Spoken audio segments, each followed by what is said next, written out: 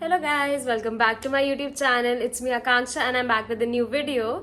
So guys, पिछली video में मैंने आपको एक्सप्लेन करा था वीजा का पूरा process and what are the documents required. और मैंने आपसे प्रॉमिस करा था कि मैं आपके लिए भी 2 और वीडियोस लाऊंगी। So I am back with a video जिसमें मैं आपको एक्सप्लेन करूंगी कि अगर आपका वीजा इंटरव्यू आ जाता है सो आपसे क्या क्या क्वेश्चन पूछे जा सकते हैं।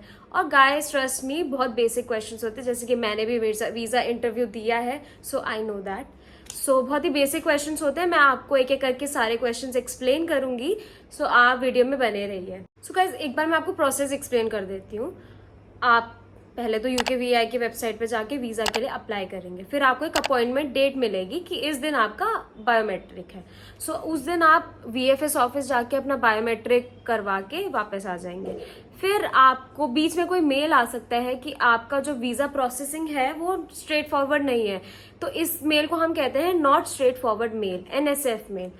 ये मेल जब आता है तो बहुत ज्यादा परसेंट चांसेस होते हैं, 95% चांसेस होते हैं कि आपका वीजा इंटरव्यू आएगा। मेरे साथ भी ऐसा ही हुआ था। मेरे को नॉट स्ट्रेट फॉरवर्ड का मेल आ गया था 2 से 3 दिन बाद, आफ्टर मेरा बायोमेट्रिक हुआ था उसके बाद। नॉट स्ट्रेट फॉरवर्ड का मेल आया। उसके बाद मुझे थोड़े ही दिन बाद मेल आया कि आपका वीजा इंटरव्यू स्केड्यूल हुआ है 8 जुलाई को 3:30 बजे। ठीक है, फिर मैंने अपनी कंसल्टेंसी को बता दी ये चीज एंड उन्होंने मुझे फिर प्रिपेयर करा फॉर द क्वेश्चंस जो वीजा इंटरव्यू में पूछे जा सकते हैं। वो क्वेश्चंस मैं आपके साथ शेयर करूंगी कि क्या क्या क्वेश्चंस होते हैं। Let's get started. गाइज मेरे पास 22 क्वेश्चंस है इस फोन में और मैं आपको एक एक करके एक्सप्लेन करूंगी कि हर एक क्वेश्चन का क्या मतलब है। सबसे पहला क्वेश्चन जो है वो ये है कि give us a brief overview about your immigration history. इसका मतलब ये है कि आपने कभी इंडिया से बाहर ट्रैवल करा है या नहीं। मैंने तो नहीं किया था, तो मैंने इस क्वेश्चन का आंसर दे दिया था कि no, I have never travelled out of India. ठीक है। Then second question is why do you want to study in the UK। इसमें आप अपना बता सकते हैं कि आपको क्यों UK में ही पढ़ना है और क्यों कोई और कंट्री में क्यों नहीं पढ़ना। ठीक है। आप इसमें ये चीज बता सकते हैं। वो आपसे ये भी पूछते हैं कि आपने किसी और कंट्री में अप्लाई करने के लिए सोचा था, तो आप बोल सकते हैं कि हाँ, मैंने सोचा था कि मैं इस कंट्री में अप्लाई करूं, बट इस रीजन की वजह से मैंने नहीं अप्लाई किया। और UK में मैंने ये 4-5 रीजन आप दे सकते हैं कि इन रीजन की वजह से मैंने UK में अप्लाई किया। Then the third question is which university you considered applying for. इसमें क्या होता है, आपको ना 2-3 यूनिवर्सिटीज बतानी होती है जिसमें आपने अप्लाई किया। देन आपको बताना होता है कि आपने ये पर्टिकुलर यूनिवर्सिटी क्यों चूज करी। इसमें आपको कंपैरिजन करना पड़ेगा बिटवीन 2 to 3 यूनिवर्सिटीज कि मैंने इन यूनिवर्सिटी में अप्लाई किया था, बट मैं इस यूनिवर्सिटी के साथ क्यों जाना चाह रही। Now the fourth question is कि Why did you decide to study in this particular university? जिस भी यूनिवर्सिटी में आपने डिसाइड किया होगा पढ़ने के लिए। इसमें क्या करना है आपको उस यूनिवर्सिटी के सारे क्या कहते हैं, तो इसका आंसर आप अपनी रिसर्च के बेस पे देंगे कि आपने क्या रिसर्च करी कि आपको इसी यूनिवर्सिटी में पढ़ना है। इस यूनिवर्सिटी की आप QS रैंकिंग जो है इस क्वेश्चन में आंसर कर सकते हैं कि यूनिवर्सिटी की QS रैंकिंग अच्छी है। देन आपके कोर्स के लिए ये यूनिवर्सिटी अच्छी है। Then the location of the university. Then student satisfaction rate आप बता सकते हैं, एम्प्लॉयबिलिटी रेट बता सकते हैं इस क्वेश्चन के आंसर में। Coming to the fifth point, fifth question ये है कि आपको अपनी यूनिवर्सिटी लोकेशन के बारे में बताना है। इसमें सबसे पहले तो आप पूरा यूनिवर्सिटी का एड्रेस बता देंगे कि ये मेरी यूनिवर्सिटी का नाम है और ये यूनिवर्सिटी का एड्रेस है। उसके बाद जैसे कि मेरी यूनिवर्सिटी एबरडीन में है, स्कॉटलैंड, मैंने उसके बारे में थोड़ा बता दिया कि एबरडीन के आसपास की सिटीज़ कैसी हैं और एबरडीन में हम क्या क्या फन एक्टिविटीज़ कर सकते हैं, क्या क्या स्पेशलिटी है एबरडीन की। Sixth point is describe the course you will be studying. इस क्वेश्चन का आंसर आपको सिंपली देना है, जो भी आप कोर्स पढ़ने वाले हैं उसके बारे में आपको थोड़ी सी नॉलेज गैदर करनी है।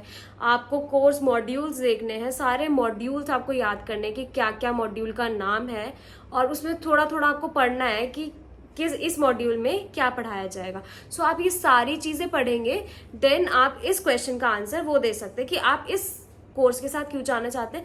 इसमें आप क्या कर सकते हैं, आप अपने मास्टर्स के कोर्स को अपने बैचलर्स के कोर्स से कोरिलेट कर सकते हैं फर्स्ट पॉइंट। देन आप और चीज़ें ऐड कर सकते हैं, आप मॉड्यूल्स एक्सप्लेन कर सकते हैं। आपसे ये भी पूछा जा सकता है कि आप अपनी फेवरेट मॉड्यूल बताइए, तो आप 2 मॉड्यूल्स तैयार कर लीजिए कि आप I am more interested to study these 2 modules and why. तो आप उसमें एक्सप्लेन कर सकते हैं कि इस मॉड्यूल में मुझे ये पढ़ाया जाएगा, इस मॉड्यूल में मुझे ये पढ़ाया जाएगा।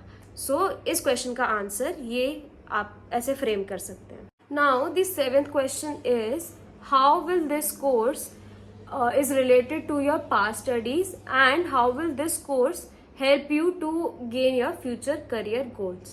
So इसमें आपको 2 चीज़ें करनी है। पहली चीज़, आपको अपना ये जो कोर्स है, जो आप कोर्स करने वाले हैं, उसको रिलेट करना है अपनी पास्ट स्टडीज़ के साथ।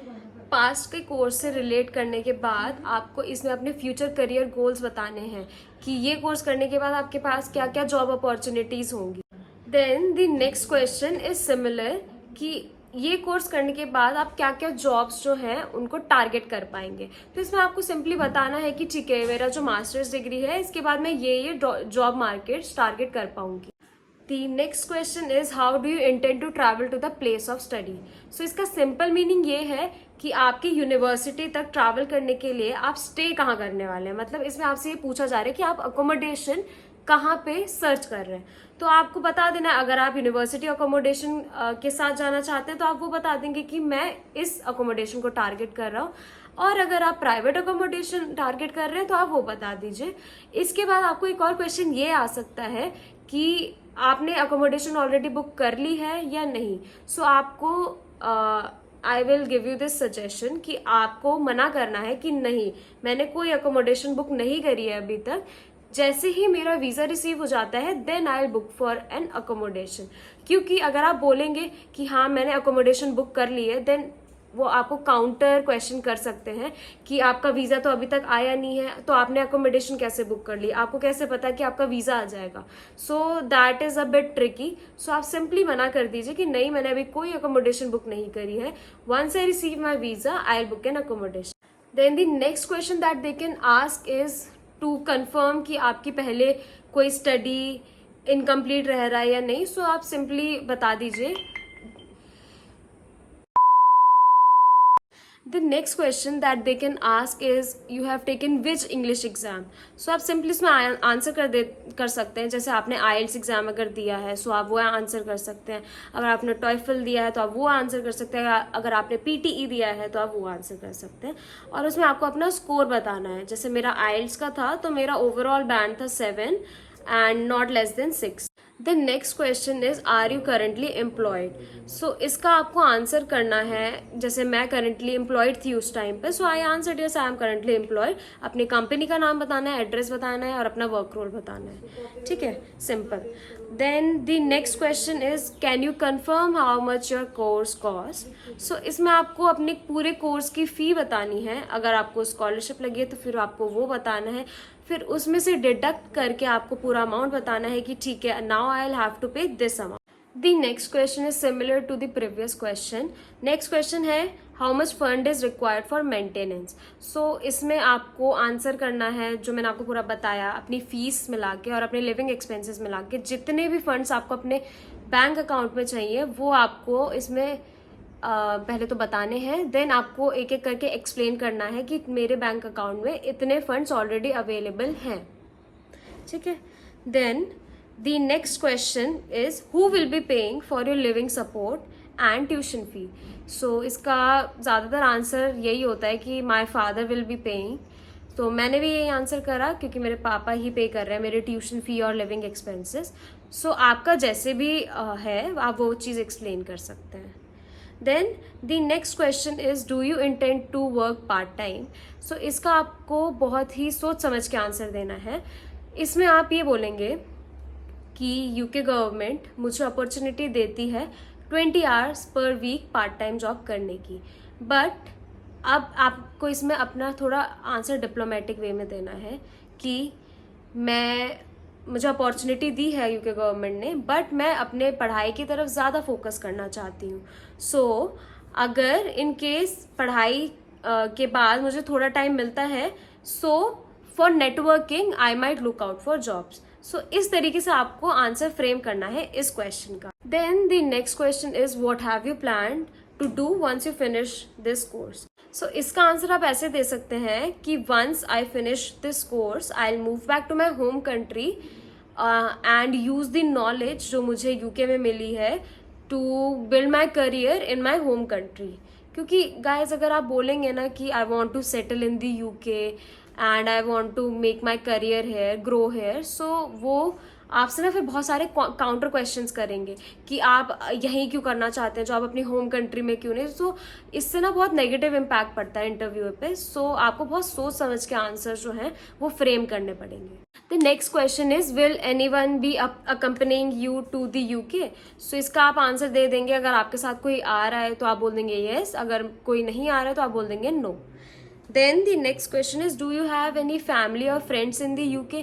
तो अगर आपकी फैमिली या फ्रेंड्स हैं यूके में तो आप बोल दीजिएगा कि हाँ मेरे दोस्त हैं, मेरी फैमिली है। अगर नहीं है तो सिंपली नो।